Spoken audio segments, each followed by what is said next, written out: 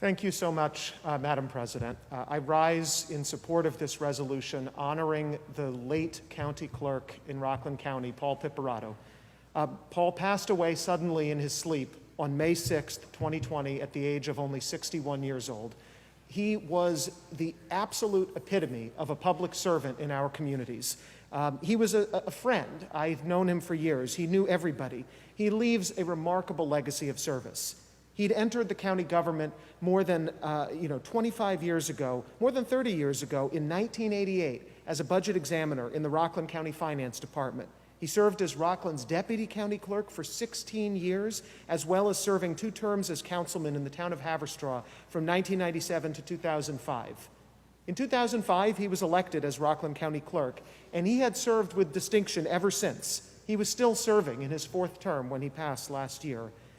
He had renown among his peers. He was widely recognized as an innovative and energetic public servant.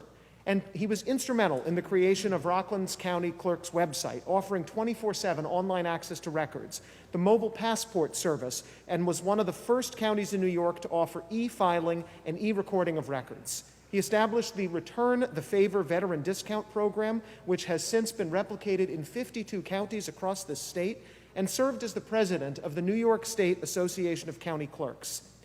Paul put his heart into being active and involved in community organizations. He served on the Hometown Heroes Committee for the Juanio Capital Campaign. He was on the board of the ARC Foundation of Rockland, the YMCA of Rockland, and the Rockland Organ Donation Alliance. He was involved in the Make-A-Wish Foundation, People to People, the Haverstraw Elks, the Haverstraw Chamber of Commerce, the Sons of Italy, and the NAACP, in addition to coaching soccer and softball and staying involved in the Haverstraw Police Athletic League. He was renowned for the naturalization ceremonies which the county clerk's office conducted every other month in Rockland, turning what could be a bureaucratic procedure into a celebration and a joyous one for the new citizens of this great country and this great state. He would bring in people to sing, people to engage the audience, to talk about the patriotic responsibilities which they would now take up as citizens, and people would be cheering and joyful at this amazing opportunity. I had the privilege of being able to participate in some of these ceremonies, and seeing the looks on these new citizens' faces as he swore them in was something truly remarkable. He was a mentor.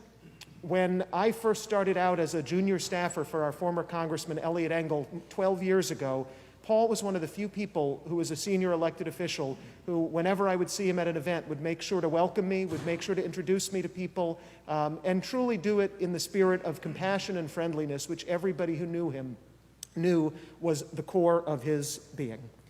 He leaves behind his beloved wife, Flora, his 3 daughters, Nicole, Jamie, and Danielle, his daughter-in-law, Sarah, and 1 grandchild, and along with many other family members. We recently advanced legislation through the Senate Transportation Committee to rename a section of State Route 304 in New City right on the way to the county clerk's office in his honor, and I assume we'll be able to pass this later this year. But for now, I just want to conclude and say that for Paul Piperato, we all in Rockland County still miss him. He was a resident of Senator Skoufis's district. He served in mine. Everybody in Rockland laid claim to Paul because he was truly an amazing public servant and an amazing human being. He was selfless and benevolent, and that selfless and that benevolence will shine on through his family's vivid and happy memories. His insight and strength will forever serve as a beacon of love, light, and hope to the countless lives he touched. I am proud to support this resolution in his honor.